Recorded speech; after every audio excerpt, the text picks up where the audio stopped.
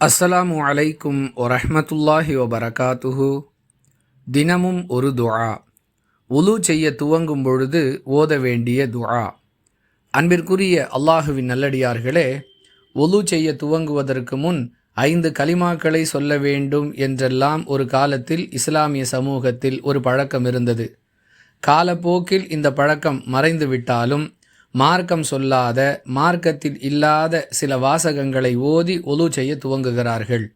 இது விஷயத்தில் நாம் எப்படி நடந்து கொள்ள வேண்டும் என்பதற்கான வழிகாட்டுதல் நசையி எனும் நூலில் இடம்பெறக்கூடிய 78வது ஹதீஸில் சொல்லித்தரப்பட்டிருக்கிறது. ஒலு செய்ய துவங்கும் பொழுது பிஸ்மில்லாஹ் என்று கூறுவது ரசூலுல்லாஹி ஸல்லல்லாஹு அலைஹி வஸல்லம் அவர்களுடைய வழிகாட்டுதல்.